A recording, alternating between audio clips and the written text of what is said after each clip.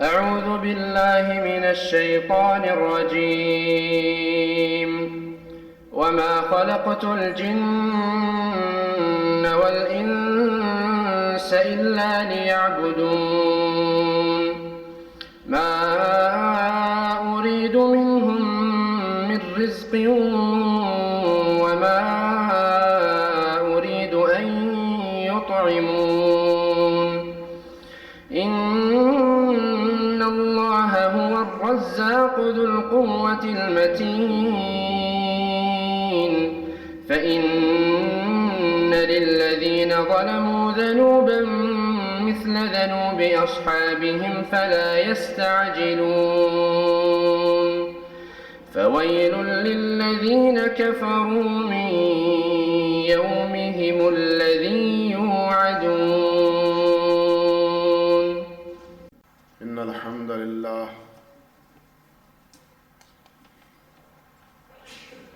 الحمد لله رب العالمين حمدا كثيرا طيبا مباركا فيه. اللهم لك الحمد كما ينبغي لجلال وجهك ولعظيم سلطانك. الحمد لله نحمده ونستعينه ونستغفره ونعوذ بالله من شرور أنفسنا ومن سيئات أعمالنا. من يهده الله فلا مضل له ومن يضلل فلا هادي له. وأشهد أن لا إله إلا الله وحده لا شريك له. وأشهد أن محمدا عبده ورسوله. أما بعد فقد قال النبي صلى الله تعالى عليه وعلى آله وسلم: إن خير الكلام كلام الله وخير الهدي هدي محمد صلى الله عليه وسلم وشر الأمور محدثاتها وكل محدثة بدعة وكل بدعة ضلالة. اللهم صل على محمد وعلى آل محمد كما صليت على إبراهيم وعلى آل إبراهيم إنك حميد مجيد. اللهم بارك على محمد وعلى آل محمد كما باركت على إبراهيم وعلى آل إبراهيم إنك حميد مجيد.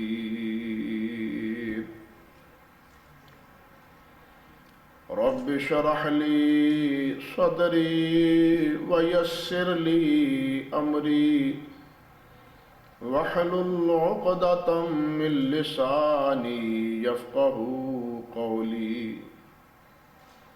اللهم انفعنا بما علمتنا وعلمنا ما ينفعنا وزدنا علما.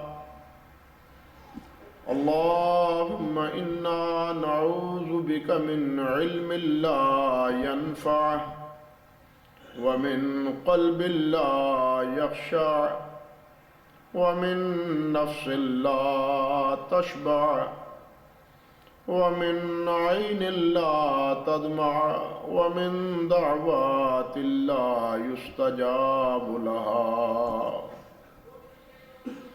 أعوذ بالله السميع العليم من الشيطان الرجيم من همزه ونفخه ونفثه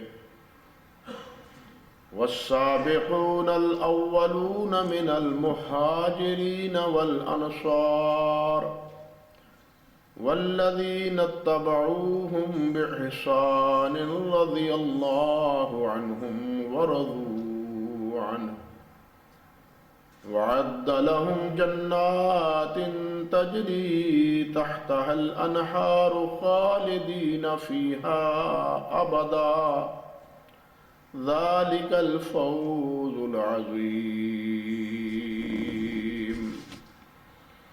سبحان ربك رب العزة عما يصفون وسلام على المرسلين والحمد لله رب العالمين.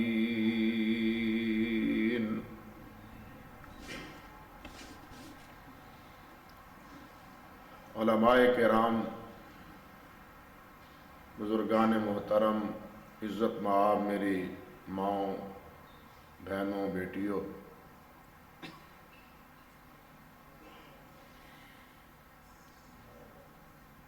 اللہ رب العزت نے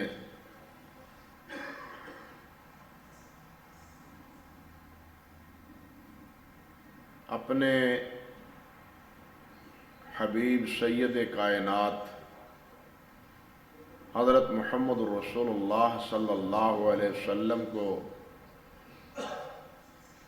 جس قدر انعامات اور اعزازات سے نوازا ہے، ان میں ایک بڑا اعزاز یہ بھی ہے کہ اللہ رب العزت نے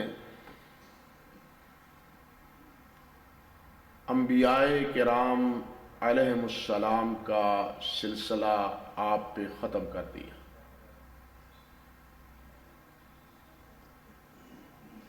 نبوت کا آپ کے بعد اللہ رب العزت نے دروازہ ہی بند کر دیا۔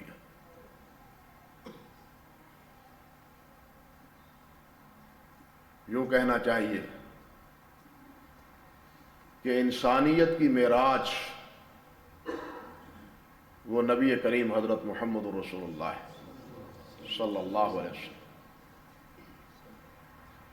جب انسانیت اپنے تمام شرف میں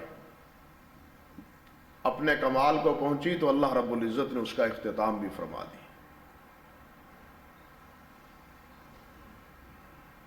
آپ اللہ رب العزت کے پیغام بر ہیں، نمائندے ہیں، رسول ہیں۔ اللہ رب العزت نے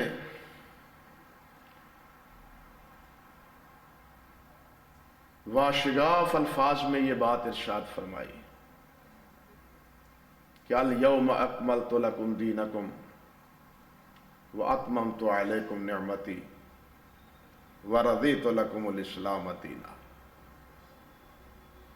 میرے بھائیوں، غور کیجئے، اللہ رب العزت کے خزانے بھرے پڑے ہیں۔ لَهُ مَقَالِيدُ السَّمَاوَاتِ وَالْعَرْشِ، اللہ کے خزانے بھرے ہوئے ہیں۔ آپ سن چکے ہیں ایک حدیث میں، ایک درس میں، حضرت ابو ذر رضی اللہ تعالیٰ عنہ کی حدیث میں کہ اللہ رب العزت نے فرمایا ہے کہ پورے انسان مل کے، پورے جن مل کے اپنی اپنی تمنا اور اپنی اپنی آرزو کریں اور میں سب کو ان کی خواہش کے مطابق دیتا جاؤں، سب کو راضی کر دوں، تو میرے خزانے میں اتنی کمی نہیں ہے جس طرح سمندروں میں آپ ایک سوئی ڈبوئیں سمندر کا کچھ نہیں بگڑتا، میرے خزانوں کا بھی کچھ نہیں بگڑتا۔ کتنے خزانے، پتہ نہیں لوگ کیوں جھک مارتے ہیں اس مالک کو چھوڑ کے دوسرے کے در پر جانے کی۔ اس کے خزانے میں کوئی کمی ہے؟ یا تو کمی ہو تو کہیں اور جاؤ، جب کہیں اس وہاں کمی ہی نہیں اور وہ لوٹاتا بھی نہیں، نہ وہ لوٹاتا ہے نہ وہ کمی چھوڑتا ہے۔ پتہ نہیں یہ انسان کن بھول بھولیوں میں پڑا ہوا ہے کہ اس کا در چھوڑ کے دوسروں کے در پہ جا کے سیدھا ریس ہوتا ہے۔ انا للہ و انا الیہ راجعون۔ لیکن جو بات میں کہنی چاہتا ہوں اور آپ کی توجہ مبذول کرانا چاہتا ہوں وہ یہ کہ باوجود کہ ہر چیز کے خزانے اللہ کے پاس، اور یہاں حافظ ابن قیم نے تو ایک بڑا لطیف جملہ کہا ہے، وہ کہتے ہیں اللہ کے ہاں مقالید کیا ہیں؟ اللہ رب العزت نے ہمارے دنیا کے بادشاہوں کی طرح خزانے بھر بھر کے جمع کر کے رکھے ہوئے ہیں کہیں خزانے؟ نہیں، اللہ کا خزانہ یہ کون کی چابی ہے، ہر چیز بن جاتی ہے۔ اللہ کو سنبھال کے رکھنے کی ضرورت نہیں ہے، سمجھے بات؟ جہاں جب جو چیز چاہتا ہے کون کہتا ہے ہو جاتی ہے۔ سنبھال کے رب کو رکھنے کی کوئی ضرورت نہیں، انسانوں کی طرح۔ پھر رب اور انسان میں فرق ہی کیا ہوا؟ اللہ اور مخلوق میں فرق ہی کیا ہوا؟ اللہ اکبر۔ تو وہ اللہ جس کے خزانے یوں بھرے ہوئے ہیں، مگر بھائیو دین اسلام نام کی کوئی چیز اب اللہ کے پاس نہیں ہے۔ آپ حیران ہوں گے کہ یہ کیا کہہ دیا؟ وہ میں اس لیے کہہ رہا ہوں کہ خود اللہ ہی نے تو یہ بات ارشاد فرمائی ہے کہ اتممت علیکم نعمتی ورضیت لکم الاسلام دینا، میں نے اتمام کر دیا، نعمت کا اتمام کر دیا۔ پیچھے اسلام کے نام کی کوئی پیچھے ہے اللہ رب العزت نے چیز رکھی تو اتمام ہی کیسا ہے؟ اتمام ہی کیسا ہے؟ اگر اتمام نہیں ہے تو ختم نبوت بھی کیسا ہے؟ آپ سمجھ رہے ہیں یا نہیں؟ ختم نبوت کا اعلان ہی پھر محمل ہو کے رہ جاتا ہے۔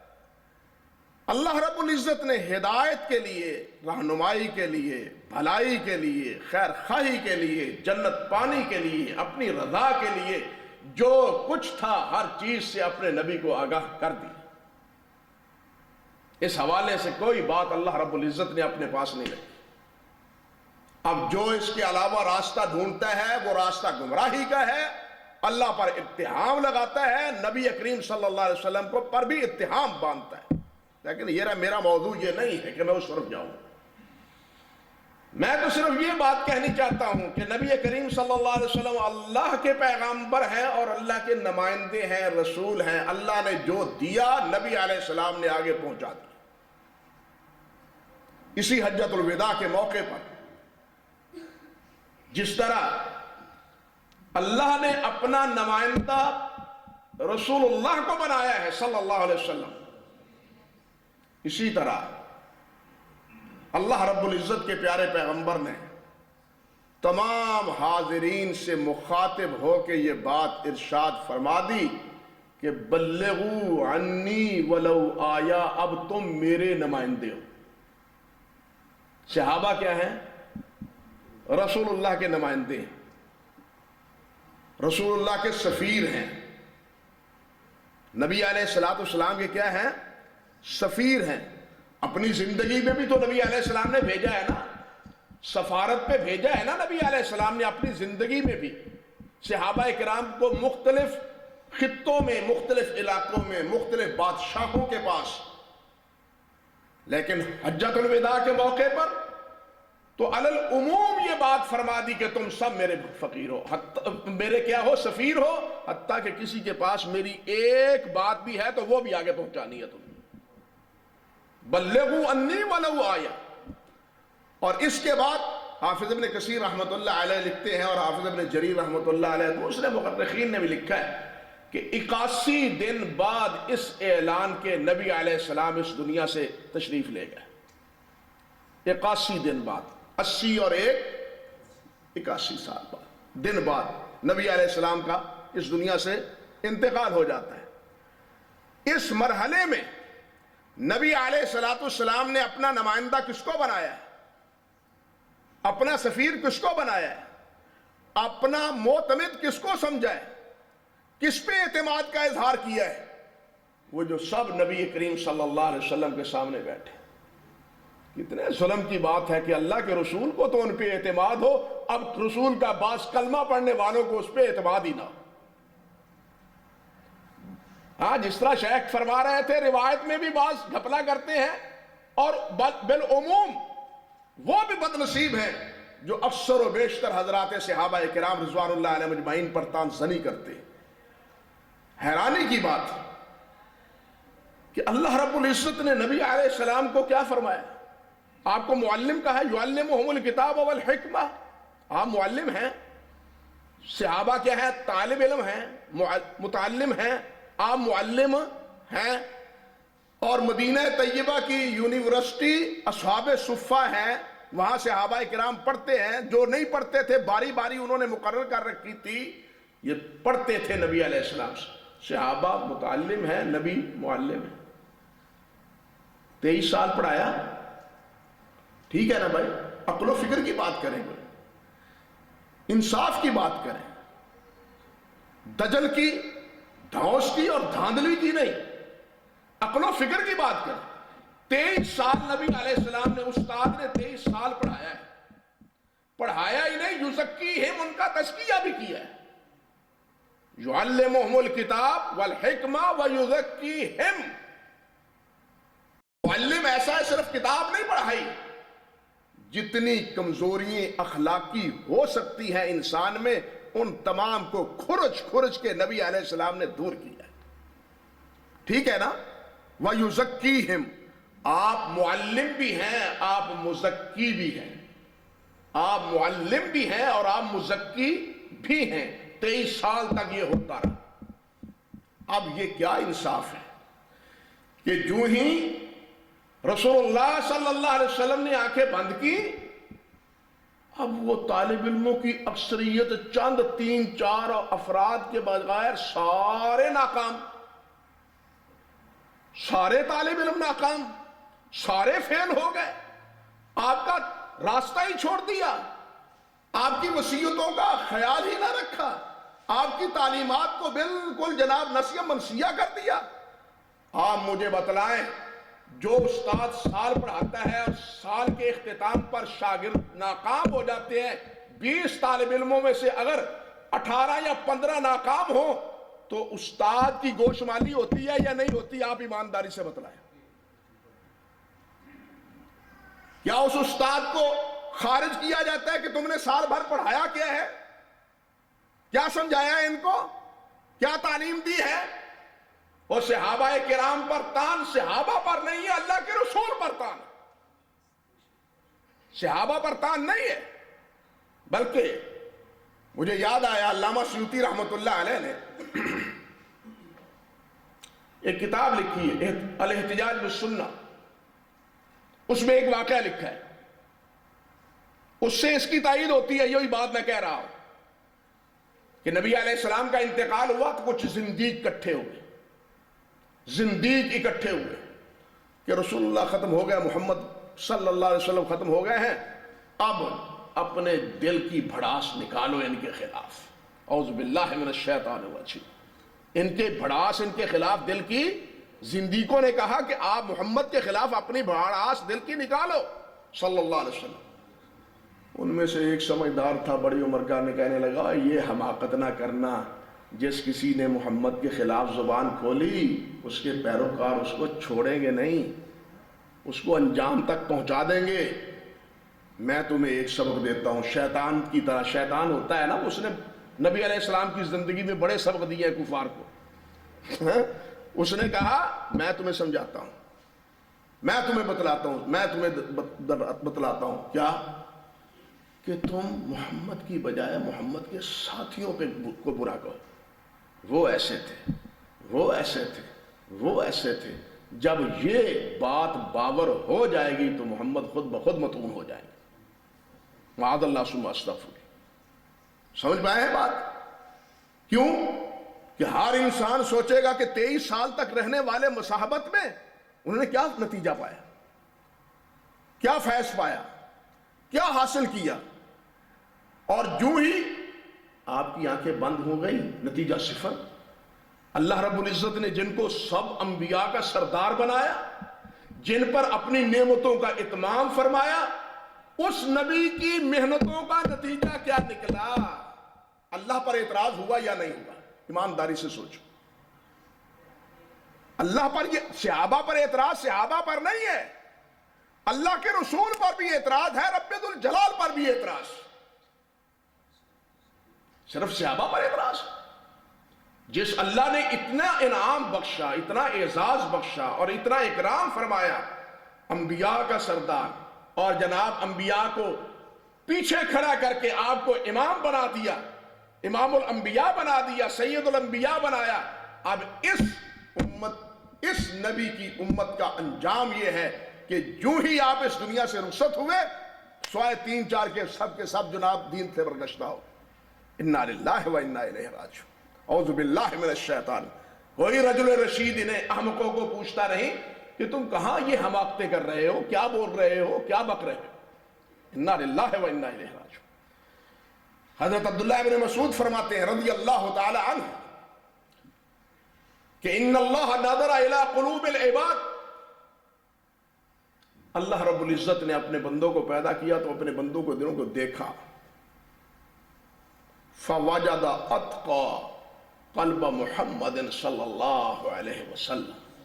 مسند امام احمد میں ہے، اللہ رب العزت نے سب سے زیادہ اتقا، پرہیزگار، فرما بردار دل کس کا پایا؟ حضرت محمد رسول اللہ۔ اللہ رب العزت نے انہیں اپنی چاہتوں اور محبتوں کے لیے چن لیا، اللہ رب العزت نے انہیں اپنے محبتوں کے لیے، رسالت اور نبوت کے لیے اللہ رب العزت نے انہیں منتخب فرمایا۔ فرماتے ہیں اللہ رب العزت نے پھر اپنے بندوں کے دلوں کو دیکھا امتوں میں، تو پھر امتوں میں یہ ابو بکر، یہ عمر، یہ عثمان، یہ علی، یہ طلحہ، یہ زبیر، یہ عبد الرحمن بن عوف، یہ سعد، یہ سعید، اور آپ کے میمنہ اور میسرہ، سارے ان کے دلوں کو صاف اور شفاف پایا، تو اللہ رب العزت نے ان کو چن اپنے حبیب کا ساتھی بنا دیا۔ ان کو چن کے اللہ رب العزت نے، وہ جس طرح نبوت کے انتخاب میں کسی اور کی دخل اندازی ہے، اللہ کا انتخاب ہے، کسی اور کا تو نہیں نا۔ بات سمجھے یا نہیں سمجھے؟ نبوت کا انتخاب کس کا ہے؟ اللہ رب العزت کا۔ تو نبی کے ساتھیوں کا انتخاب بھی اللہ کا ہے، نبی کے ساتھیوں کا انتخاب بھی کس کا ہے؟ اللہ کا ہے۔ اور پھر یہ انتخاب ایسا ہے، اللہ اکبر، کہ انہوں نے بھی کمال کر دیا اپنی محبتوں کا، اپنی چاہتوں کا، سب کو قربان کر دیا، مال کو قربان، جان کو قربان، اولاد کو قربان، والدین آئے ہیں تو وہ قربان، وطن آیا ہے آڑے تو وہ بھی قربان، ہر چیز قربان سرکار کی جان پر، اس ایمان پر، نبی علیہ السلام کی فرما برداری۔ اللہ، ابو عبیدہ بن جراح رضی اللہ تعالی عنہ بدر کے میدان میں باپ مقابلے میں آیا ہے تو ابو عبیدہ باپ کو معاف نہیں کرتے، اس کی گردن اڑا دیتے۔ تو میرے نبی کا مخالف ہے، باپ ہے، لیکن میرے نبی کا، میری سرکار کا باغی، سمجھے بات؟ اسی طرح حضرت ابو بکر صدیق رضی اللہ تعالی عنہ، ان کے سامنے ان کا بیٹا عبد الرحمن آیا، بعد میں مسلمان ہوا، کہنے لگا کہ ابا حضور بدر کے میدان میں میرے سامنے تم آئے تھے، لیکن شفقت پدری نے دل میں گھر کر لیا، میں خاموش رہا۔ ابو بکر کہنے لگے میری نظر اگر تم پہ پڑ جاتی تو تمہیں کبھی معاف نہ کرتا، میری نظر اگر تم پہ پڑ جاتی تو کبھی تمہیں معاف نہ کرتا۔ اور مصعب بن عمیر رضی اللہ تعالی عنہ، انہوں نے اپنے بھائی عبید بن عمیر کو مارا، بھائی تھا، بھائی کو مارا بدر کے میدان میں، اور باقی چھوڑے۔ اور عبداللہ بن ابی کے بارے میں اب انہی کے بیٹے عبداللہ ابن عبداللہ نے کیا کہا تھا؟ اللہ اکبر کبیر، اللہ اکبر کبیر۔ جب اس بدبخت نے یہ بات کہی لَنُخْرِجَنَّ الْعَزُّ مِنْهَا الْعَسَلَ، یہ بات پتہ چلا، اطلاع مل گئی، تلوار سونت کے مدینے کی دروازے پہ کھڑے ہو گئے، جب تک میرے نبی تمہیں مدینے میں داخلے کی اجازت نہیں دیں گے تمہیں داخلے کی اجازت نہیں دوں گا۔ تو کون ہوتا ہے یہ کہنے والا کہ میں داخل نہیں ہونے دوں گا ان کو مدینے میں؟ اس نے کہہ دیا تھا نا، بات مختصر کرتا ہوں، اس نے کہہ دیا تھا لَنُخْرِجَنَّ الْعَزُّ مِنْهَا الْعَسَلَ۔ ان ذلیلوں کو آئے ہیں گھر چھوڑ چھاڑ کے، بیکار آ کے یہاں جناب ہم پہ بوجھ بن گئے ہیں، معاذ اللہ ثم استغفر اللہ، ہم ان کو مدینے سے نکال دیں گے۔ مدینے سے نکال دو گے؟ ہم تمہیں مدینے میں آنے دیں گے تو تم ہمیں نکالو گے نا، میں تو آنے نہیں دوں گا۔ جب تک کہنے لگا بیٹا کیا کہہ رہے ہو، کس کے سامنے کہہ رہے ہو؟ دیکھا مجھے معلوم ہے تو میرا بیٹا باپ، لیکن جو تو نے ہذیان بقا ہے اس کا انجام یہ ہے کہ جب تک سرکار آپ کو مدینے میں آنے کی اجازت نہیں دیتے میں تیرا راستہ نہیں چھوڑوں گا۔ نبی علیہ السلام نے اجازت دی، پھر آیا عبداللہ، پھر نبی علیہ السلام کی خدمت میں جاتے ہیں، آپ حاضر ہو کے عرض کرتے ہیں سرکار خدمت کے لیے میں حاضر ہوں، اگر میرے نالائق باپ کے بارے میں آپ کا فیصلہ ہے کہ اس کو ختم کر دیا جائے تو کسی اور کو حکم نہ دینا، یہ خدمت سر انجام دینے کے لیے میں تیار ہوں۔ اللہ اکبر کبیرہ۔ من احب للہ وابغض للہ واعطى للہ ومنع للہ فقد استکمل الایمان، یہ ہے ان کا ایمان مکمل۔ ان کی سب کچھ محبتیں اللہ کے لیے، سب محبتیں گئی، والدین کی گئی، اولاد کی گئی، مال کی گئی، وطن کی گئی، ہر چیز قربان کس پہ؟ سرکار دو عالم صلی اللہ علیہ وسلم کے ارشادات پر اور آپ پر۔ یہ صحابہ کرام رضوان اللہ علیہ مجمعین کا نبی علیہ السلام کے ساتھ تعلق اور نبی علیہ السلام کے ساتھ علاقہ تھا۔ اللہ رب العزت نے بھی تو پھر کیا فرمایا ہے؟ اللہ اکبر، اولئک کتب فی قلوبہم الایمان۔ اللہ اکبر کبھی، کیا بات فرمائی! اللہ فرماتے ہیں کہ یہ میرے نبی کے ساتھی، ان کے دلوں پہ میں نے ایمان منقش کر دیا ہے۔ ان کے دلوں سے کوئی ایمان نکال سکتا؟ کاتبہ لکھ دیا ہے، ان کے دلوں پہ فرض کر دیا ہے، یوں سمجھیے یہ دین، یہ ایمان سے تہی دامن رہ نہیں سکتے۔ اولئک کتب فی قلوبہم الایمان، ان کے دلوں میں میں نے ایمان کو کیا کیا ہے؟ لکھ دیا ہے۔ وَأَيَّدَهُمْ بِرُوحٍ مِّنْهُ، اور روح قدس سے میں نے ان کی اعانت اور مدد کی۔ اور انہی کے بارے میں بالآخر رب ذوالجلال فرماتے ہیں کہ میں نے ان کو جنت دی ہے، جنت میں ہمیشہ رہیں گے، اور یہ وہ ہیں اللہ اکبر جن کے بارے میں رب ذوالجلال فرماتے ہیں اولئک حزب اللہ الا ان حزب اللہ هم الغالبون هم المفلحون۔ فرمایا کہ یہ اللہ کی پلٹن ہے، اللہ کی جماعت ہے، اللہ کی فوج ہے۔ او بھائیو، اللہ نے کیا کہا کہ میرے نبی کے ساتھی کون ہے؟ میری فوج ہے، حزب اللہ میری جماعت ہے۔ یہ اللہ کی جماعت، رسول اللہ کی جماعت نہیں، اللہ کی جماعت۔ اور اس کے بارے میں اللہ الا ان حزب اللہ هم المفلحون، یہی فلاح پائیں گے، یہی فائز المرام ہوں گے، یہی کامیابیاں پائیں گے۔ کامرانیاں انہی کا مقدر ہے، تاریخ نے بتلایا ہے۔ آخرت میں کامیابیاں تو ہے ہی ہیں، دنیا میں بھی کسی چیز نے، کسی سمندر نے، کسی صحرا نے ان کا راستہ کسی دشمن نے نہیں روکا، نہ سپر پاور نے روکا، نہ کسی چھوٹے اور بڑے نے روکا راستہ۔ ان کا راستہ ان کے سامنے رکے ہیں؟ کیوں نہیں رکے؟ کیوں؟ اس لیے کہ یہ اللہ کی جماعت تھی، یہ رسول اللہ کی جماعت تھی، یہ اللہ کا لشکر تھا۔ اللہ کے لشکروں کا مقابلہ کون کرنے والا ہے؟ کون کر سکتا ہے؟ تو اس طرح اللہ رب العزت نے بھی اپنی عنایتوں سے اور اپنی نوازشوں سے اور اپنی رحمتوں سے نبی کریم صلی اللہ علیہ وسلم کے صحابہ کرام کو نوازا ہے۔ ایک جگہ ارشاد فرمایا والذین آمنوا وہاجروا وجاہدوا فی سبیل اللہ والذین آووا وَنَصَرُوا أُولَئِكَ هُمُ الْمُؤْمِنُونَ حَقًّا، وہ پکے مومن ہیں۔ کون؟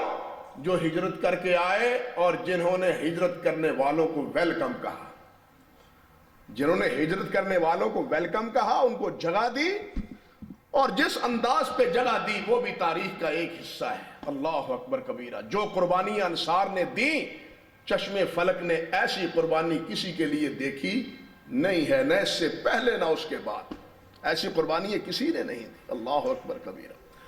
اور یہی وہ ہیں جن کے بارے میں اللہ رب العزت نے کہا فَإِنْ آمَنُوا بِمِثْلِ مَا آمَنْتُمْ بِهِ فَقَدِ اهْتَدَوْا، اگر یہ ایمان لے آئیں، یہ ایمان لے آئیں، اس طرح ایمان لائیں جس طرح یہ ایمان لائیں، کما آمنتم بھی، جس طرح تم ایمان لائے ہو، فقد اہتدوا، پھر یہ ہدایت پر ہے۔ ان کو معیار ایمان بنایا۔ صحابہ کا ایمان ہی نہیں، وہ دوسرے لوگوں کے لیے معیار ایمان بھی بنا گئے۔ مومن ہی نہیں، ایماندار ہی نہیں، ان کے دلوں میں ایمان منقش ہی نہیں، بلکہ دوسروں کے لیے ان کا ایمان نمونہ بن گیا۔ اللہ اکبر۔ دوسروں کے لیے ان کا ایمان کیا ہے؟ نمونہ۔ اور کہا کہ ان جیسا ایمان لاؤ، جیسے یہ ایمان لائے ہیں، جیسے یہ فداکار ہیں، جیسے یہ جانثار ہیں، جیسے یہ اطاعت گزار ہیں، جیسے یہ محبتوں اور چاہتوں کی انتہا کرتے ہیں، اسی طرح تم اختیار کرو، وہی راہ تم اختیار کرو، وہی اسلوب اور وہی طریقہ تم اپناؤ۔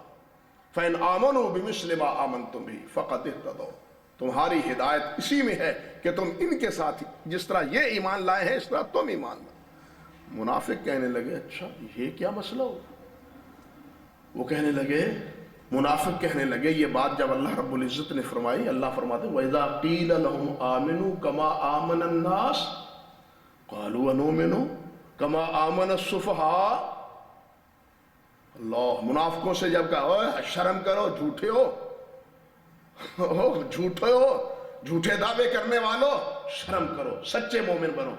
یہ دیکھو میرے سچے مسلمان، یہ دیکھو میرے نبی کے سچے پیروکار، ان کی طرح تم بھی ایک سچے بنو، نفاق چھوڑ دو۔ وَإِذَا قِيلَ لَهُمْ آمِنُوا كَمَا آمَنَ النَّاسِ، کیا کہتے ہیں؟ قَالُوا وَنُؤْمِنُ كَمَا آمَنَ السُّفَهَاءُ، کیا ہم اس طرح ایمان لائیں جس طرح یہ بے وقوف ایمان لائیں؟ یہ تو بے وقوف ہے، یہ تو بے وقوف ہے، ان کو کون عقل مند کہتا ہے؟ انہوں نے سب کچھ ہی چھوڑ دیا اپنا، ہر چیز ہی ہر چیز کو ہی داؤ لگا دیا انہوں نے، ان کو کون عقل مند کہتا ہے؟ اللہ نے کیا فرمایا؟ رب ذوالجلال والاکرام فرماتے الا الا انہم هم السفہاء، الا تاکید، الا انہم تاکید، ہم پھر تاکید، تاکید در تاکید۔ علماء سے پوچھئے کہ اس جملے میں وزن کتنا ہے، اس جملے میں وزن کتنا ہے اور کتنی تاکید دی؟ الا، خبردار، انہم، بے شک وہ، وہ ہی، وہ اور وہ ہی کون ہے؟ بے وقوف، یہی بے وقوف۔ میرے نبی کے ساتھیوں کو بے وقوف کہنے والا خود بے وقوف، میرے نبی کے ساتھیوں کو بے وفا کہنے والا دراصل خود بے وفا ہے، میرے نبی کے ایمان، صحابہ پہ ایمان پہ حرف کرنے والا خود بے ایمان ہے، خود بے ایمان ہے، خود کے پلے میں ایمان نہیں ہے۔ جس طرح اللہ رب العزت نے یہاں فرمایا کہ ان کو بے وقوف کہنے والے خود بے وقوف ہیں، ان کو ایمان سے تہی دامن کہنے والے خود ایمان سے تہی دامن ہے، ان کے پلے میں ایمان ہے۔ نام مومن رکھ لیں، مومن نام رکھنے سے باراکس نام نہنگی کافور، نام رکھنے سے ایماندار ہو سکتا ہے انسان؟ نام رکھنے سے تو کچھ نہیں ہوتا، بات تو ہوتی ہے عمل سے، بات ہوتی ہے عقیدت سے، بات ہوتی ہے محبت سے، لیکن یہاں ہے کیا؟ اور پھر حضرات صحابہ کرام رضوان اللہ علیہ مجمعین، ان میں بھی فرق مراتب ہیں، درجات ہیں، مراتب ہیں، درجہ بندی ہے۔ حضرت عشرہ مبشرہ ہیں، خلفائے راشدین ہیں، حضرت ابو بکر صدیق اور پھر عمر فاروق ہیں، پھر اصحاب بدر ہیں، پھر اصحاب شجرہ ہیں، پھر اصحاب الفتح ہیں۔ یہ مرتبہ ہے علیحدہ علیحدہ۔ اللہ رب العزت نے بھی ذکر کیا، نبی کریم صلی اللہ علیہ وسلم نے ذکر فرمایا۔ ابھی آپ شیخ صاحب سے سن رہے تھے کہ نبی علیہ السلام نے فرمایا ایک مقام پر لوگوں سے یہ بات کہی علی الاطلاق کہ اگر تم لو ان احدکم انفق مثل احد ذهبا ما بلغ مد احد ولا نصیفہ،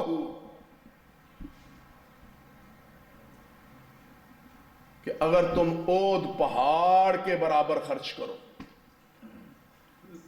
اور اود پہاڑ کے برابر کیا خرچ کرو؟ ذهبا، سونا۔ اود پہاڑ کے برابر کیا خرچ کرو؟ سونا۔ تو ان کا ایک مد جو یا گندم کا دیا ہوا اس کے برابر اود پہاڑ کا سونا تمہارا نہیں ہو سکتا۔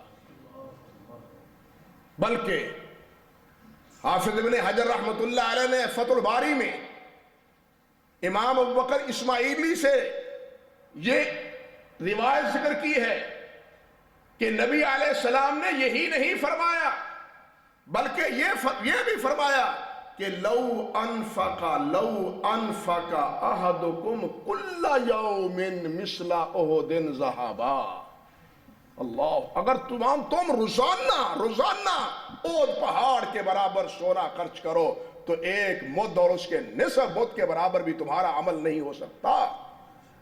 بتلائیے ایمان کا تقابل کیا؟ نہ ایمان میں تقابل، نہ عمل میں تقابل۔ اللہ نے عمل و ایمان میں ایسا ان کو عرفہ اور اعلیٰ بنایا ہے کہ بعد والے آنے والے سارے مبہوت اور حیران ہیں۔ آپ اندازہ کریں اصحاب بدر کے بارے میں کیا فرمایا؟ اصحاب بدر کے بارے میں فرمایا اعملوا ما شئتم قد غفرت لکم، اعملوا ما شئتم، بدریو آج کے بعد تم جو چاہو عمل کرو، میں نے تمہیں معاف کر دیا۔ کتنا مقام ہے! اس کا یہ مطلب نہیں ہے کہ گناہ ہی بھی نہیں ہے ان سے، انسانی بشری تقاضے سے غلطی ہو گئی ہے تو اللہ نے پیشگی معاف کر دی۔ اللہ آپ کو یاد ہوگا حاتم بن ابی بلتہ نے کیا کیا تھا؟ حضرت حاتم نے کہ نبی علیہ السلام کا یہ راز افشا کر دیا کہ مکے والوں، اور اعلان بھی نہیں کیا، اعلان اذن عام بھی نہیں ہے، صرف اپنے اہل کو اپنے مال کی حفاظت کے لیے کہ میرا مال محفوظ کرنا، کچھ معاملہ گڑبڑ ہے، راز افشا ہو گیا، یہ لکھ کے بھیجا تھا اور راستے میں چٹ پکڑی گئی، تفصیل کی گنجائش نہیں ہے، تو پھر کیا ہوا؟ حضرت عمر فاروق کی خدمت میں پیش ہوئے، حضرت نبی صلی اللہ علیہ وسلم کی خدمت میں سب پیش ہوئے۔ حضرت عمر فاروق نے کیا کہا؟ دانی یا رسول اللہ، حضور مجھے اجازت دیجیے اس منافق کی گردن اڑا دوں۔ یہ کون ہوتا ہے آپ کے راز کو افشا کرنے والا؟ آپ نے فرمایا اصبر عمر، صبر کرو، آپ کو معلوم نہیں یہ بدری ہے؟ اور اللہ نے کیا فرمایا ہے بدریوں سے؟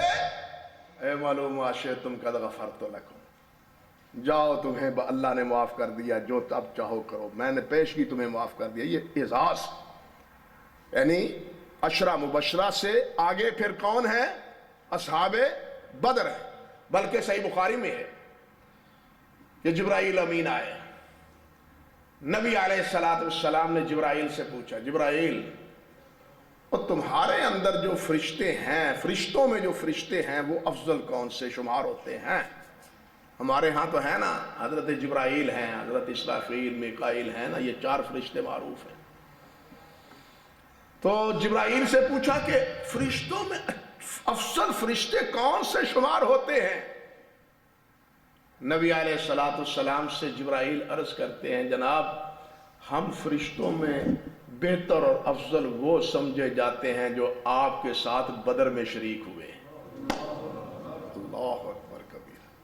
فرشتوں میں بھی انتخاب اسی بنیاد پر، جو معصوم ہیں ان میں بھی، جب ان میں یہ امتیاز ہے تو آپ کے ساتھیوں میں تو امتیاز بلاولا ہوگا۔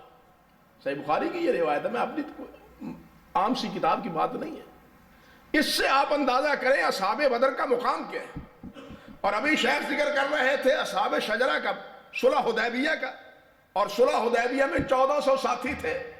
ان کی بیعت کے نتیجے میں اللہ رب العزت نے تو فرمایا ہے کہ میں تم پہ راضی ہو گیا.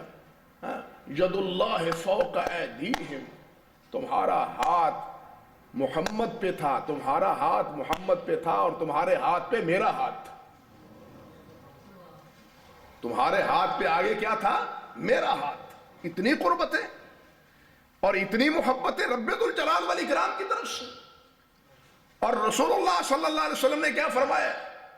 آپ نے فرمایا لا يدخل النار من بایعنی تحت الشجرہ، جس نے درخت کے نیچے بیٹھ کے میرے ہاتھ پہ بیعت کی ہے وہ جہنم میں نہیں جائے گا. جو میرے ہاتھ پہ بیعت کرنے والا ہے صلح حدیبیہ کے موقع پہ، وہ جہنم میں آگ میں نہیں جائے گا. یہ ہے. اس سے آپ اندازہ کریں کہ اللہ رب العزت اور اللہ کے پیارے پیغمبر حضرت محمد رسول اللہ صلی اللہ علیہ وسلم، ان کے ہاں صحابہ کرام کا درجہ اور مرتبہ کیا ہے. اللہ اکبر. اور یہی بات پھر صحابہ نے بھی سمجھی ہے، تابعین نے بھی سمجھی ہے، سب ائمہ کرام نے سمجھی ہے. ایک بات مجھے سمجھ نہیں آتی، بات اصول کی ہے کہ جس سے محبت ہو بھائی اس کی ساری چیزیں محبوب ہوتی ہیں یا نہیں؟ سوچئے. جس سے محبت ہو اس کی ساری ادائیں محبوب ہوتی ہیں یا نہیں؟ اور محبوبوں سے محبت کرنے والے اس کی تو ایک ایک ادا پہ قربان جاتے ہیں. وہ قیس نے بھی کہا تھا نا، قیس نے بھی، امرؤ القیس نے بھی کہا تھا، ہاں کسی نے دیکھا نا کہ تو یار یہ کیا کر رہا ہے، یہ کیا کر رہا ہے. وما حب الدیار شغفنا قلبی ولکن حب من سکن الدیارہ. در و دیوار کی بات نہیں ہے، در و دیوار میں رہنے والے کی بات ہے. ولیکن حب من سکن الدیارہ.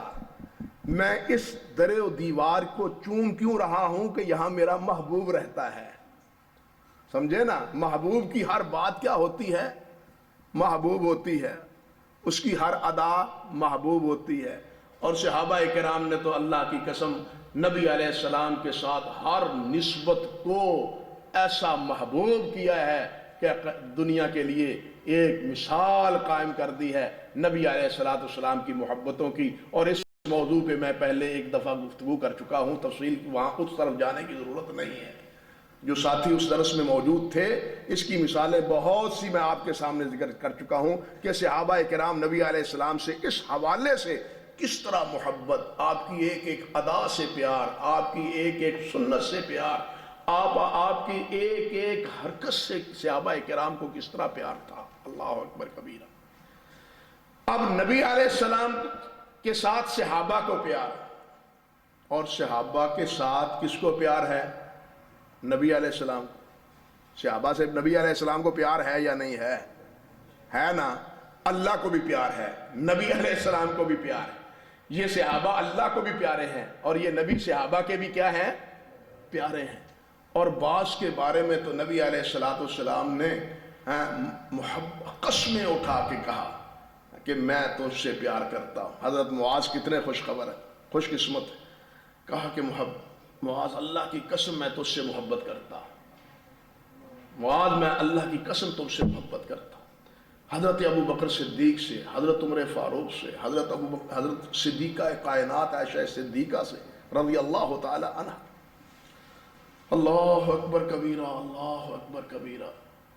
اور صدیق اکبر کی یہ اللہ کے نبی سے محبت، یہ کوئی ہجرت کے بعد نہیں، ہجرت کے بعد نہیں، بلکہ مکہ مکرمہ میں ہی سب کی نگاہوں میں یہ بات راسخ ہو چکی تھی کہ ابو بکر صدیق نبی علیہ السلام کے محبوب ہیں.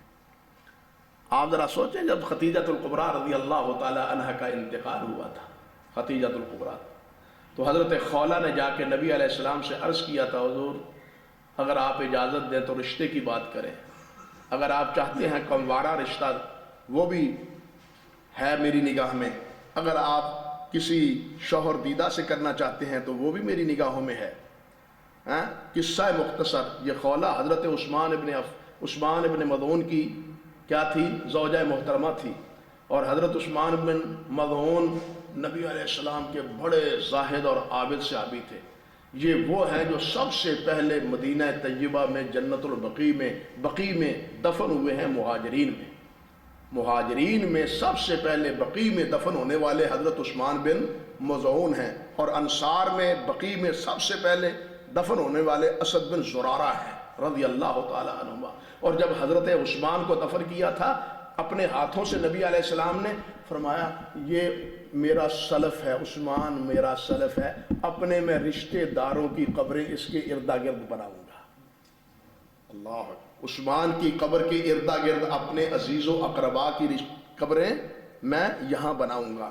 تو اس کی زوجہ سیدہ خولہ نے یہ بات نبی علیہ السلام سے کہی تو نبی علیہ السلام نے فرمایا کہ باقرہ وہ کون سی بچی؟ تو خولہ نے پتہ کیا کہا؟ حضرت خولہ رضی اللہ تعالی عنہ کہنے لگی بنت احب خلق اللہ الیک. اللہ اکبر، بنت احب خلق اللہ الیک، ساری مخلوق میں جس سے سب سے زیادہ آپ کو پیار ہے نا اس کی بیٹی. وہ کون؟ عائشہ بنت صدیق. عائشہ بنت، تو یہ صدیق کا لقب اور صدیق سے محبت یہ نبی علیہ السلام کی کوئی ہجرت کے بعد اور ہجرت کے بعد جہاد وغیرہ میں خدمات کے سلے میں نہیں، اس سے بہت پہلے جانتے تھے سب صحابہ کرام کہ نبی علیہ السلام کو سب سے زیادہ محبت کس سے ہے؟ ابو بکر سے ہے یا ان کی بیٹی حضرت عائشہ سے. بلکہ حضرت عائشہ سے تو اتنی محبت تھی صحابہ کرام. آپ صحیح بخاری میں ہے کہ جس دن نبی علیہ السلام کی باری ہوتی ازواج صحابہ کرام تحفے تحائف ہدایا اس دن نبی علیہ السلام کے گھر میں، حضرت عائشہ کے گھر میں. اور اس کی شکایت کی ازواج مطہرات نے اپنا نمائندہ بنا کے ام سلمہ کو نمائندہ بنا کے، صحیح بخاری میں ام سلمہ کو نمائندہ بنایا، جا کے کہیں ہم بھی تو آپ کے حرم میں ہیں، اپنے ساتھیوں سے کہیں کہ جس دن آپ ہمارے گھر میں ہوتے ہیں اس دن بھی کچھ بھیج دیا کریں. اللہ اکبر کبیرہ. نبی علیہ السلام نے نہ بات سنی. ام سلمہ بڑے ذہین اور بڑی سمجھدار خاتون تھی رضی اللہ تعالی عنہا، زوجہ ازواج مطہرات میں سے. ان کا اپنا ایک بڑا مقام ہے، اس طرف نہیں جاتا میں. تو عرض کرنے کا بعد دوسری بار حضرت ام سلمہ نے پھر بات کہی، تیسری بار حضرت ام سلمہ نے پھر بات کہی تو آپ نے فرمایا ام سلمہ اور تمہیں معلوم نہیں میں تمہارے گھر میں بھی ہوتا ہوں، عائشہ کے گھر میں بھی ہوتا ہوں، حتیٰ کہ عائشہ کے لحاف میں ساتھ لیٹا ہوتا ہوں اس وقت میرے اوپر وحی آتی ہے، جب تمہارے پاس ہوتا ہوں وحی نہیں آتی. عائشہ وہ ہے، اس کے ساتھ لیٹا بھی ہوتا ہوں ایک لحاف میں تو وحی آتی ہے، تمہارے ساتھ اس طرح کیفیت میں وحی میرے پاس نہیں آتی، اس کے بارے میں بات نہ کرو. ام سلمہ خاموش ہو گئی. ازواج مطہرات نے اسی پہ اکتفا نہ کیا، انہوں نے جناب نمائندہ بنایا سیدہ فاطمہ الزہرا کو، لختے جگر نبی علیہ السلام کی لختے جگر کو، جا کے آپ بات کہیں نبی علیہ السلام سے. حضرت فاطمہ گئی، نبی علیہ السلام سے بات کی. نبی علیہ السلام سے جب بات کی تو کہا فاطمہ تم کیا کہہ رہی ہو؟ الا تحبین ما احب، جس سے میں محبت کرتا ہوں اس سے تمہیں محبت نہیں ہے؟ جی ہے. فرمایا فاحبی عائشہ، اس سے محبت کیا کرو. یہ عائشہ بیٹھی اس سے محبت کیا کرو. کس سے محبت ہے نبی علیہ السلام؟ اب جن سے محبتیں ہیں نبی کا کلمہ پڑھنے والے ان سے عداوتیں رکھتے ہیں، بتلائیے نبی کا کلمے کا اعتبار کیا ہوگا؟ کیا اعتبار، کیا محبت ہے نبی سے؟ اور نبی سے محبت کا تقاضا ہے کہ جس سے نبی محبت کرے اس سے ہم اس سے محبت کریں. لیکن ہم نے تو کوئی قدر باقی رکھی ہی نہیں. مجھے حیرانی ہوتی، اللہ فرماتے ہیں یا ایھا النبی جاہد الکفار والمنافقین واغلظ علیہم. کیا کہا اللہ نے؟ میرے نبی جاہد الکفار والمنافقین واغلظ علیہم، جہاد کیجئے اور ان پر سختی کیجئے۔ اور یہ اگر منافق تھے، کہتے ہیں بدبخت اوپر اوپر سے ایمان لائے تھے، دل سے ایمان نہیں لائے تھے، ساری نصوص کے خلاف۔ سوال یہ ہے کہ اگر مخالفت تو اللہ کے نبی نے کی ہے، اللہ کے حکم کی، اللہ رب العزت نے، اللہ کے نبی نے تو آخری بیماری کے ایام میں بھی ابو بکر کو جناب مصلی پہ کھڑا کر دیا۔ جہاد کیا کیا؟ مخالفت کیا کی؟ بات سمجھے ہیں کچھ؟ اللہ نے کیا فرمایا؟ جاہد الکفار والمنافقین واغلظ علیہم، اور جہاد کیا ہے نا نبی علیہ السلام نے کفار کے خلاف۔ اگر یہ ایسے ویسے تھے تو نبی علیہ السلام نے ابو بکر کو اپنے مصلی کا وارث کیوں بنایا؟ سوال یہ پیدا ہوتا ہے۔ اور بات یہیں پہ ختم نہیں ہوتی، یہاں بھی گھپلا کرتے ہیں، ہمارے اپنے حضرات کچھ گھپلا کرتے ہیں، روایت کا پورا پس منظر ذکر نہیں کرتے۔ جب نبی علیہ السلام نے فرمایا مرو ابا بکر ان یصلی بالناس، حضرت ابو بکر وہاں نہ تھے، انہیں عرض کیا گیا ابو بکر کمزور ہیں، وہ اونچی آواز سے پڑھ نہیں سکیں گے۔ آپ نے فرمایا عمر سے کہو۔ اتفاق یہ کہ ابو بکر تھے نہیں، بلال نے غالباً رضی اللہ تعالیٰ عنہ، مسند امام احمد اور سنن نبی داود میں ہے، حضرت عمر فاروق کو پکڑ کے آگے کر دیا۔ نبی علیہ اب وہ نماز پڑھا رہے ہیں، آپ کی آواز عمر فاروق کی نبی علیہ السلام تک پہنچ رہی ہے۔ آپ فرما رہے ہیں لا لا یا واللہ والمومنون الا ابا بکر، مومن اور اللہ بھی انکار کرے گا اور المومن بھی انکار کریں گے سوائے ابو بکر کے۔ ابو بکر کو کہو نماز پڑھائے۔ عمر نماز پڑھا چکے، عمر ابو بکر بعد میں آئے اور ابو بکر نے دوبارہ نماز پڑھائی۔ ابو بکر رضی اللہ تعالیٰ عنہ نے دوبارہ، ابو داود کی حسن سند سے مسند امام احمد میں، کہ ابو بکر نے دوبارہ نماز پڑھائی۔ اور کس نے پڑھوائی؟ اللہ کے رسول نے پڑھوائی۔ نماز نمائندہ ہی نہیں، اپنے مصلی کو کسی اور کو ابو بکر کے بغیر کھڑے ہوتے ہوئے آخری ایام میں نبی علیہ السلام نے پسند ہی نہیں کیا۔ کتنی کیا ہے؟ ابو بکر تو وہ ہے رضی اللہ تعالی عنہ۔ فرمایا میں ہر ایک کے احسانات کا دنیا میں بدلہ چکا چکا ہوں، لیکن ابو بکر کے احسانات کا میں دنیا میں بدلہ نہیں چکا سکا۔ ابو بکر کے احسانات کا بدلہ قیامت کے دن میں اللہ سے لے کے دوں گا۔ اللہ اکبر۔ ابو بکر سے کے احسانات کا بدلہ میں کس سے لے کے دوں گا؟ اللہ سے لے کے دوں گا۔ یہ ہے ابو بکر سے محبت ہے، اور یہ ہے ابو بکر کی قدر و منزلت سیدنا محمد مصطفیٰ احمد مجتبیٰ صلی اللہ علیہ وسلم، اور اسی طرح درجہ بدرجہ سب صحابہ کرام۔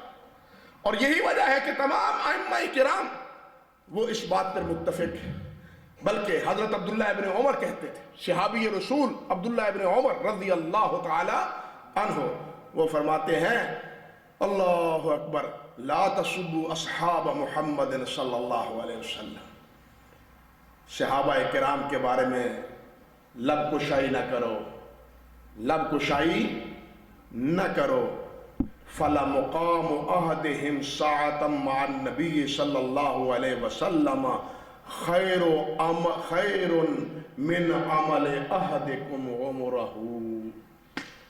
فرماتے ہیں اللہ کی قسم، ان کی ایک گھڑی اللہ کے رسول کے ساتھ جو انہوں نے گزاری ہے، ایک نماز جو انہوں نے اللہ کے رسول کے ساتھ پڑھی ہے، وہ تمہاری پوری زندگی کی عبادت پہ بھاری ہے، تمہاری پوری زندگی کی عبادت پہ بھاری ہے، راجع ہے ان کی ایک ساتھ جو انہوں نے اللہ کے رسول صلی اللہ علیہ وسلم کے ہمراہ گزاری۔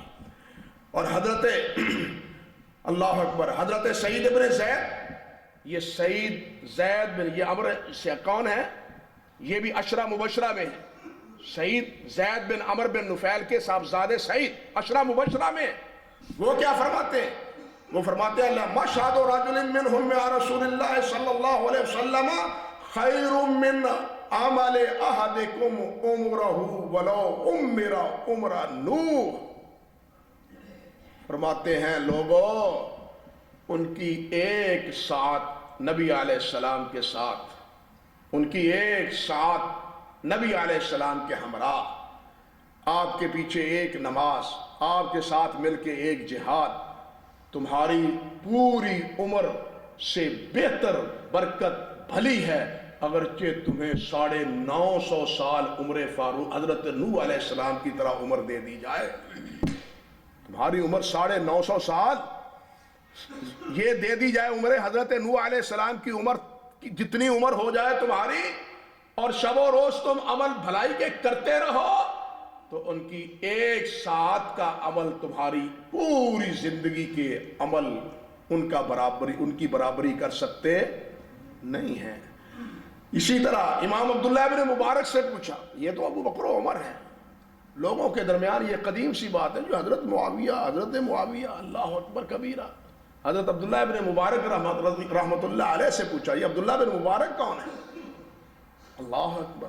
سفیان بن عیینہ فرماتے ہیں، پہلے یہ سوچیے، سفیان بن عیینہ کہتے ہیں کہ ایک دفعہ ہم اکٹھے بیٹھ گئے اور ہم سوچنے لگے کہ عبداللہ ابن مبارک کو اللہ ذو جلال نے کیا کچھ دیا۔ وہ فرماتے ہیں کہ جناب علم، عمل، زہد، تقوی، حدیث، تفسیر، جہاد اور بلاغت، یہ سب کچھ سارے امور خیر حضرت عبداللہ ابن مبارک میں ہیں۔ اگر کمی ہے تو وہ شرف صحبت کی کمی ہے، وہ صحابی نہیں ہے، ورنہ کوئی نیک عمل ایسا نہیں ہے جو صحابہ کرام نے کیا ہو اور عبداللہ ابن عمر نے نہ کیا ہو، عبداللہ ابن مبارک نے نہ کیا ہو۔ لیکن کمی کس بات کی ہے؟ نبی علیہ السلام کی زیارت نہیں ہوئی، صحبت حاصل نہیں ہے، مصاحبت حاصل نہیں۔ یہ عبداللہ ابن مبارک فرماتے ہیں، واللہ اللہ کی قسم، لغبار الذی داخل فی انف فرس معاویہ مع رسول اللہ صلی اللہ علیہ وسلم افضل من عمر بألف مرہ۔ کسی نے پوچھا جناب عمر بن عبدالعزیز افضل ہیں یا معاویہ وہ افضل ہیں؟ معاویہ صحابی ہیں، عمر بن عبدالعزیز تابعی ہیں، خلفائے راشدین میں بھی ان کا شمار ہوتا ہے۔ حضرت معاویہ بعض اچھے بھلے اہل سنت، وہ ان کی نگاہوں میں بھی حضرت معاویہ نہیں جچتے ہیں، نہیں جچتے، وہ ان پر تان زنی سے بھی گریز نہیں کرتے، حتیٰ کہ تان زنی سے بھی گریز نہیں کرتے۔ عبداللہ ابن مبارک سے اسی تناظر میں پوچھ، جی حضرت معاویہ اور حضرت عمر بن عبدالعزیز کا آپس میں کیا تقابل ہے؟ فرمانے لگے اللہ کی قسم، وہ گھوڑا جس گھوڑے پہ بیٹھ کے انہوں نے اللہ کے رسول کی معیت میں جہاد کیا ہے، اور اس گھوڑے کے ٹاپوں سے غبار اٹھ کے گھوڑے کے نتنوں میں پڑی ہے، اس کا اگر ایک اموختہ تیار کر لیا جائے، وجود تیار کر لیا جائے، تو وہ بھی عمر بن عبدالعزیز سے افضل ہے۔ وہ غبار، گھوڑے کی نتنوں میں پڑا ہوا غبار افضل ہے، وہ غبار جو انہوں نے حضرت معاویہ رضی اللہ تعالی عنہ نے نبی علیہ السلام کے ساتھ مل کے جہاد میں حصہ لیا تھا۔ اسی طرح امام احمد بن حنبل رحمت اللہ علیہ فرماتے ہیں، امام احمد فرماتے ہیں، معاویہ رضی اللہ تعالی عنہ لسنا نقیس اصحاب رسول اللہ صلی اللہ علیہ وسلم احدا، معاویہ صحابی رسول ہیں، ہم کسی کو بھی ان کے مقابلے میں قیاس نہیں کرتے، کسی کی کوئی حیثیت نہیں ہے حضرت معاویہ رضی اللہ تعالی عنہ کے بارے میں۔ امام احمد ہی سے پوچھا گیا کہ ہمارے ہاں ایک آدمی ہے، وہ حضرت عمر بن عبدالعزیز کو حضرت معاویہ سے افضل سمجھتا ہے، وہ کہتا ہے وہ افضل ہیں جی، وہ خلفائے راشدین میں ہیں۔ ابن ابی اعلیٰ نے طبقات حنابلہ انہیں کیا نا جی، فراق پہلی جلد میں لکھا ہے کہ امام صاحب نے فرمایا معاویہ افضل لسنا نقیس اصحاب رسول اللہ صلی اللہ علیہ وسلم، اور وہ آدمی جو یہ کہتا ہے اس کے برعکس، لا تجالسہ ولا تواکلہ ولا تشاربہ واذا مرض فلا تعدہ، نہ اس کے ساتھ مل کے کھاؤ، نہ اس کے پاس ساتھ مل کے پیو، اور نہ جب بیمار ہو جائے تو اس کی عیادت بھی نہ کرو. اس بدبخت کی جو حضرت معاویہ رضی اللہ تعالی عنہ سے افضل سانتا ہے کس کو؟ حضرت عمر بن عبد العزیز کو. حضرت حسن بصری رحمۃ اللہ علیہ، اللہ اکبر، حسن بصری رحمۃ اللہ علیہ، ان سے کسی نے پوچھا کہ جی حل حب ابی بکر و عمر من السنہ، ابو بکر و عمر سے محبت سنت ہے؟ قال لا بل فریضہ، لا بل فریضہ، بلکہ ابو بکر و عمر سے محبت فرض ہے، سنت نہیں ہے. ابو بکر و عمر سے محبت کیا ہے؟ فرض ہے. اللہ اکبر کبیرہ. اسی طرح حضرت سعید بن مسیب سید التابعین شمار ہوتے ہیں. سعید بن مسیب فرماتے ہیں رحمت اللہ علیہ، اور کسے کہتے ہیں؟ امام زہری اپنے شاگرد سے. دونوں کا نام سنا ہے آپ نے؟ شیخ تو جانتے، علماء تو جانتے ہیں. سعید بن مسیب کے بعد سب سے بڑے تابعین میں حضرت امام زہری تھے. امام زہری کو مخاطب کر کے اپنے شاگرد سے کہتے ہیں یا زہری اسمع، اسمع یا زہری، زہری میری بات سنو. من مات محبا لأبی بکر وعمر وعثمان وعلی وتشہد للعشرہ بالجنہ وترحم علی معاویہ کان حقا علی اللہ اللہ یناقشہ. اللہ اکبر کبیر. حضرت سعید بن مسیب سید التابعین کہتے ہیں زہری بات سن لو، میرا عقیدہ اور میری فکر سمجھ لو. کیا؟ کہ من مات محبا لابی بکر، جو ابو بکر، عمر، عثمان، علی سے محبت کرتا ہوا مرتا ہے اور عشرہ مبشرہ کے بارے میں شہادت دیتا ہے رسول اللہ کی شہادت پر کہ یہ جنتی ہیں، وَتَرَحَمَ عَلَى معاویہ، حضرت معاویہ پر رحمت کی دعا بھیجتا ہے، فرماتے ہیں کان حقا علی اللہ ان اللہ یناقشہ، اللہ پر حق ہے کہ ان کا مناقشہ نہ کرے، حساب نہ لے. اللہ اکبر کبیرہ. یہ ہے عقیدت صحابہ کرام سے ہمارے اسلاف کی. آج تو بھول ہی گئے ہیں ہم یہ باتیں، یہ کس سے ہی بھول گئے. اسی طرح امام بشر حافی، امام بشر حافی رحمت اللہ علیہ، بڑا مقام ہے اہل اللہ میں. یہ وہ ہیں امام احمد رحمت اللہ علیہ نے فوت ہوتے ہوئے بیٹے عبداللہ سے کہا تھا میری قبر بشر کے پاس بنانا. یہ بشر حافی وہ ہیں. کیا بات کہوں آج، کیا عرض کروں. بشر کہتے ہیں اوثق عملی فی نفسی حب اصحاب محمد صلی اللہ علیہ وسلم. میرے پاس جتنے عمل ہیں کسی پہ مجھے اپنے اعمال پہ بھروسہ اعتماد نہیں ہے. اگر اعتماد ہے تو یہ کہ میرے دل میں صحابہ سے محبت ہے. اللہ اکبر. ہاں اس پہ ایک اعتماد ہے. اور نبی علیہ السلام نے فرمایا نا کہ جس سے جو محبت کرتا ہے وہ اسی کے ساتھ قیامت کے دن. یہ ایک عمل میرے پاس ہے، اس پر مجھے اعتماد ہے. باقی تو میری نمازیں، میرے روزے، میرے صدقات، میرے ذکر و فکر اور میرا زہد، اس پر تو مجھے اتنا اعتماد نہیں ہے. اعتماد بھروسہ ہے تو اس عمل پر. اللہ اکبر. سہل بن عبداللہ تستری رحمت اللہ علیہ. یہ کون ہے سہل بن عبداللہ تستری؟ اللہ اکبر کبیرہ. عجیب واقعہ ہے. امام ابو داؤد رحمت اللہ علیہ کے پاس آئے، کہنے لگے حضرت الامام مجھے ایک کام ہے وہ کر دیجئے. مجھے ایک کام ہے مجھے کر دی. وہ کام کرنے والا ہوگا تو کروں گا نا. نہیں جی آپ کر سکتے ہیں، کام میرا کر دیں. بھائی کام بتلاؤ، کرنے والا کام ہوگا تو میں کروں گا نا. کہنے لگے جی نہیں آپ کر سکتے ہیں، میرے ساتھ وعدہ کریں. کر سکتے ہیں، بالکل کام کرنے والا ہے، آپ کر سکتے ہیں، میرے ساتھ پہلے وعدہ کریں میں کریں گے. انہوں نے ضد کی، امام ابو داؤد نے مان لی. وہ کہنے لگے جی میرا کام یہ ہے، میں یہ مطالبہ ہے، آپ اپنی زبان نکالیں. زبان نکالیں. یہ جو زبان قال قال رسول اللہ، قال قال رسول اللہ کہتی ہے، میرا دل چاہتا ہے زبان کو بوسہ دے لو. اللہ. کتنی محبت ہے حدیث سے اور حدیث والوں سے. حدیث سے اور حدیث. آج وہ ہمارے کئی اشہد ان محمد رسول اپنے ہی انگوٹھے چومتے ہیں، وہ جو نام لیتا ہے اس کا منہ نہیں چومتے. الٹی گنگا بہتی، الٹی باتیں. تو یہ سہل بن عبداللہ جن کو اس طرح محبت ہے نبی علیہ السلام کے ارشادات سے اور ارشادات سنانے والوں سے، وہ فرماتے ہیں لم یؤمن بالرسول من لم یوقر بالصحابہ. جو صحابہ کی توقیر نہیں کرتا اس کا ایمان ہی مشکوک ہے، اس کے پلے ایمان ہی نہیں۔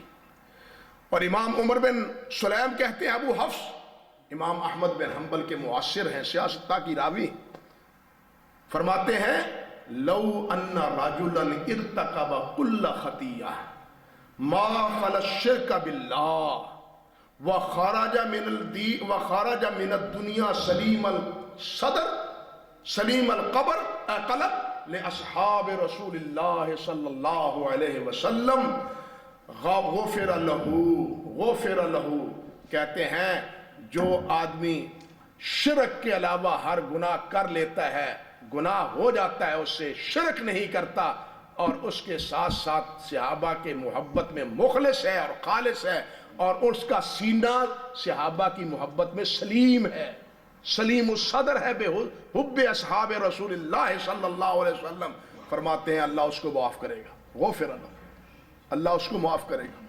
ان سے پوچھا گیا جی آپ اپنی طرف سے کہہ رہے ہیں، کوئی دلیل؟ اس کی دلیل کہنے لگے دلیل قرآن مجید کی آیت ہے کہ ان کنتم تحبون اللہ فاتبعونی یحببکم اللہ، اگر تم اللہ سے محبت چاہتے ہو تو میرے نبی کی اتباع کرو۔ میرے نبی نے محبتیں اور چاہتوں سے نوازا ہے اپنے صحابہ کو، اب ان سے محبت کوئی کرے گا تو بخشش اس کی ہوگی، اس سے محبت کرے گا تو اس سے کوئی محبت ہوگی۔ یہ ہیں حضرات صحابہ کرام رضوان اللہ علیہ مجمعین۔ اللہ سبحانہ و تعالی ہمارے سینوں میں صحابہ کرام کی محبت جاگزی فرمائے، اور جس طرح وہ نبی علیہ السلام سے محبت کرتے تھے اور آپ کی اطاعت اور فرم برداری کرتے تھے، اسی طرح ہمارے دلوں میں بھی اللہ رب العزت سرکار دو عالم صلی اللہ علیہ وسلم کی محبت اور نبی علیہ السلام کی اطاعت اور فرم برداری کی توفیق عطا فرمائے۔ اقول قولی ھذا استغفر اللہ لی ولکم ولسائر المسلمین۔ یہ کچھ سوال ہیں بھائی، شام کی فضائل بیان کریں حدیث کی روشنی میں۔ او بھائی شام کی فضیلت پر متعدد روایات ہیں، بلکہ شیخ البانی رحمۃ اللہ علیہ نے تو فضائل شام پہ مستقل ایک رسالہ بھی لکھا ہے۔ نبی علیہ السلام نے یہ بات فرمائی ہے کہ آخری زمانے میں وقت آئے گا کہ جہاں ایمان والوں کا تحفظ شام میں ہوگا۔ ایمان ایک وقت ایسا آئے گا، شام کے ترغیب بھی دی ہے وہاں کی رہائش کی۔ خود شیخ البانی فرماتے تھے کہ وہ وقت آ جائے شام ہی میں حضرت عیسیٰ علیہ السلام آئیں گے، امام مہدی کا وہاں ہی اعلان و ظہور ہوگا، اور دجال سے مل کے یہ جو ہے نا وہ جہاد کریں گے۔ یہ ساری باتیں رات بھی درس میں نے عرض کی تھیں، اور یہ سارا محل کہاں کا ہے؟ شام کا ہے۔ اس لیے شام آخری مسلمانوں کی کیا کہنا چاہیے، مومنوں کی جو ہے وہ پناہ گاہ ہے۔ اللہ سبحانہ و تعالیٰ اس کی حفاظت فرمائے۔ اس وقت جو دشمنان صحابہ ہیں، سمجھ گئے نا، اس وقت وہاں دشمنان صحابہ ہی دراصل سارا ہنگامہ اور ساری شرارت کھڑی کر رہے ہیں ان سے جو صحابہ کرام سے محبت کرنے والے ہیں۔ اللہ ان کو خائب و خاسر کرے، امن کو شام کو اللہ امن کا شہر بنائے، بلکہ پورے عالم اسلام کو اللہ رب العزت امن کا شہر بنا دے، اور مسلمانوں کو اپنا بھولا ہوا سبق یاد دلا دے۔ یہ ایک پلیٹ فارم پر جمع ہو جائیں، ایک قیادت پر جمع ہو جائیں، اور دشمنوں کے خلاف ایک ہو جائیں، دشمنوں کے خلاف ایک ہو جائیں۔ ان کا مفاد اور ان کا فائدہ دشمنوں کے مقابلے میں ایک ہونے میں ہے، اللہ ان کو ایک کر دے۔ میرے والد محترم کسی دور میں نماز وغیرہ اور دین کی بات سن لیا کرتے تھے، مگر اب نماز اور دین کے متعلق یا علماء کے بارے میں بات ہی نہیں سننا چاہتے۔ وہ شیطان کے وسوسے میں آ چکے ہیں، ان کے لیے دل کی دعا کریں۔ ہاں بھائی دعا کریں، اللہ تعالیٰ ان کو ہدایت عطا فرمائے، اللہ رب العزت ان کے سینے کو دل کو کھول دے اپنی ہدایت کے لیے، اور ان کے دلوں سے شیطانی وساوس اور شیطانی خیالات اللہ رب العزت دور فرما دے۔ چچا زاد اور خالہ دار بھائی بہنوں میں آپس میں پردہ ہے یا نہیں؟ بھائی جس سے شادی ہو سکتی ہے، جو غیر محرم ہے، اس سے پردہ ہے۔ دیور جس کو ہم کہتے ہیں دیور، اس کو تو نبی علیہ السلام نے اس کیا کہا ہے؟ موت کا ہے، الحم و موت، دیور تو موت ہے۔ آپس میں مل بیٹھنے کا، اکٹھے ہونے کا اکثر و بیشتر نوبت گھر میں آ جاتی ہے، اس سے بھی پردہ ہونا چاہیے، اور اس سے بھی تنہائی میں بیٹھنے سے بالکل بالکل گریز کرنا چاہیے۔ یہ کیا ہے؟ ٹوڑی ٹی وی فلمیں اور گانے بجانے کی وجہ، بھائی ٹی وی فلمیں یا گانے بجانے، نبی علیہ السلام نے فرمایا ہے کہ اللہ رب العزت نے تو مجھے بھیجا ہے کہ آلات ملاحی کو ختم کر دو۔ یہ آلات ملاحی، گانا بجانا، یہ سب ناجائز ہے۔ ٹی وی پہ خبریں آپ سن سکتے ہیں، دعوت و تبلیغ کی، دین کی بات سن سکتے ہیں، لیکن یہ اس مصیبت اور المیہ یہ ہے کہ ایسی دشمن نے چال چلی ہے کہ خبروں کے سننے میں بھی موسیقی اور اس میں سننے میں بھی بے حیائی کی جو ہے نا نشو و نما وہ ڈال دی جاتی ہے۔ بڑی مصیبت یہ اس وقت بن گئی ہے، اور یہ مسلمانوں کی بنیادی کمزوری ہے کہ ان چیزوں کی طرف مسلمانوں نے سوچا ہی نہیں، غور ہی نہیں کیا۔ آج بچے بچیاں جوان ہیں، لیکن ماں باپ ان کی شاید، بھائی بچے جوان ہو جائیں، بیٹیاں اور بیٹے جوان ہو جائیں تو نکاح کر دینا چاہیے۔ اللہ رب العزت نے بھی حکم دیا ہے وَأَنكِحُوا الْأَيَامَ مِنكُمْ، جو جن کا نکاح نہیں ہوا ان کا نکاح کر دینا چاہیے۔ لیکن سب سے مشکل مسئلہ یہ ہے کہ مناسب سے یہ مطلب نہیں ہے لینا چاہیے کہ وہاں سے مناسب جہیز نہیں ملے گا، یہ نہیں مطلب، بلکہ یہ کہ کوئی دیندار خیر خواہ رشتہ ملنا یہ اس وقت مشکل ہو گیا ہے۔ آدمی دیکھنے میں کچھ ہوتا ہے، رشتہ کر لینے کے بعد پھر اندر سے پھر کچھ اور نمایاں ہونا شروع ہو جاتا ہے۔ یہ جو پھر والدین کے لیے مسائل پیدا ہوتے ہیں، اللہ تعالیٰ اس پریشانیوں سے ہر ماں باپ کو بچائے۔ اللہ تعالیٰ ایسے بچیوں کو اور بیٹوں کو رشتہ عطا فرمائے جو زندگی کے ساتھی ہوں، جو زندگی نبھانے والے ہوں، زندگی ان دونوں کی آپس میں اخلاص اور پیار اور محبت سے گزرے۔ اسی طرح مخلوط محفلوں میں بھی مخلوط محفلوں میں بھی جہاں مرد و زن غیر محرم بیٹھے ہوئے ہوں، وہاں عورتوں کو، بچیوں کو، نوجوان بچیوں کو وہاں جانے سے اجتناب کرنا چاہیے۔ اسی طرح نوجوانوں کو پابندی ہے نماز، بھائی نوجوان، نبی علیہ السلام نے فرمایا ہے نوجوان کیا سب سے فرمایا ہے کہ من ترک الصلاۃ متعمدا فقد کفر، کہ جو آدمی جان بوجھ کے نماز چھوڑ دیتا ہے وہ کیا ہو جاتا ہے؟ کافر، اس کا تو ایمان ہی مشکوک ہو جاتا ہے۔ یہ بچہ ہی نہیں، جوان، بوڑھا، مرد، عورت، سب کے لیے یہ حکم ہے کہ وہ نماز کی پابندی کرے۔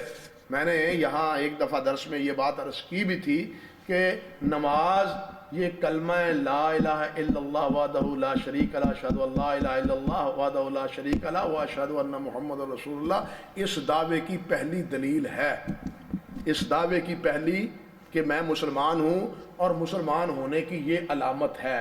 مسلمان اور نماز لازم ملزوم ہیں۔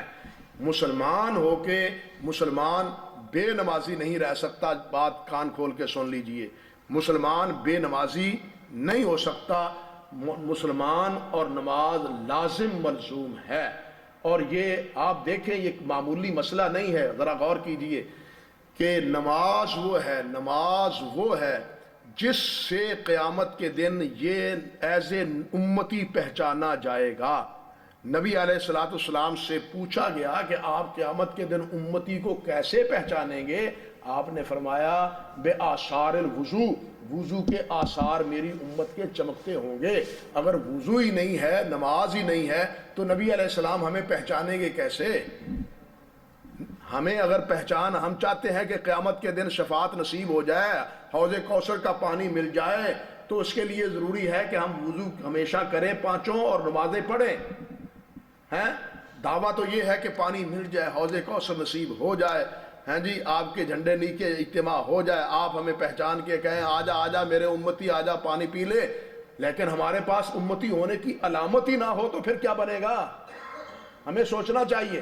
اور پھر یہ بھی اگلی بات پھر اور سوچئے، حدیث میں ہی آتا ہے، نبی علیہ السلام نے فرمایا کہ میری امت کا گناہگار آدمی جہنم جائے گا، اور اس جہنمیوں سے اللہ مجھے اجازت دے گا کہ ان کو جہنم سے نکالو، جہنم سے نکالو۔ اور جہنم سے نکالنے کی علامت اور پہچان کیا ہوگی کہ نمازی ہوگا تو اس کی یہ پیشانی محفوظ رہے گی، جہنم کی آگ پیشانی پر نہیں لگے گی، اس کو نہیں جلائے گی، گو سارا جسم جل گیا ہوگا، تو میں اس سے پہچان لوں گا یہ میرا امتی ہے اور یہ نمازی ہے۔ بات سمجھے یا نہیں؟ یہ نماز وہ ہے۔ میدان محشر میں بھی پہچان یہی ہے، اور بالفرض اگر اگلا مرحلہ بھی ایسا خدا نہ کرے، اللہ اس سے ہم سب کو بچائے، اللہ ہم کو اس سے بچائے، جہنم سے کوسوں دور رکھے اللہ رب العزت، ہمیں دیکھنا ہی جہنم کو نصیب نہ کرے، اللہ ہمیں جنت عطا فرمائے۔ تو اس لیے جہنم سے بچنے کا بھی ذریعہ اور اس سے نکلنے کا بھی ذریعہ کیا ہے؟ یہ نماز ہے۔ ہمیں فکر کرنی چاہیے نماز کی۔ اس لیے میں نے عرض کیا کہ ایک مسلمان بے نمازی نہیں ہو سکتا۔ اللہ ہمیں پکا اور سچا نمازی بنائے۔ وآخر دعوانا الحمدللہ رب العالمین۔